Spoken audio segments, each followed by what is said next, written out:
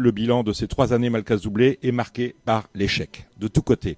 Échec des 2 paris qu'elle aura lancés, la question du jour, toujours en rayon et déficitaire, pratiquement depuis le premier jour.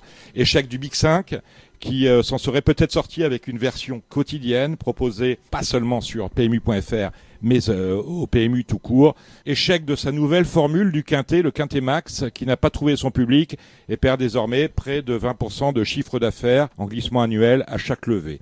Échec du lancement du programme PMU+, avec des bugs à répétition. Échec aussi de la relation avec le client, qui ne se reconnaît plus dans cette marque chargée d'histoire qu'est le PMU. Échec dans la gestion des grands parieurs internationaux. Échec dans la défense du leadership du PMU.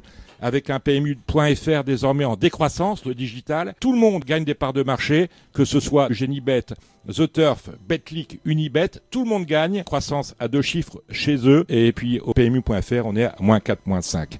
Échec, bien évidemment, sur le virement instantané. On parle du leadership. Quand on est leader, on doit être le premier. Virement instantané des gains sur le compte bancaire, qui n'arrive toujours pas au PMU, quand pratiquement tous ses concurrents y sont passés, avec une présence du PMU invisible désormais.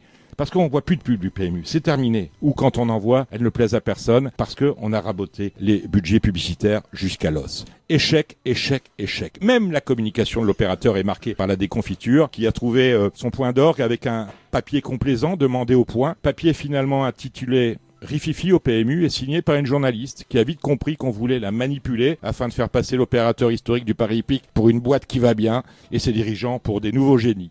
Échec enfin sur le plan économique, avec un chiffre d'affaires 2025 où les enjeux perdent 170 millions par rapport à 2024 et où on chute au niveau du CA du PMU de 5,1% à date, c'est-à-dire du 1er janvier 2025 au 16 mai 2025.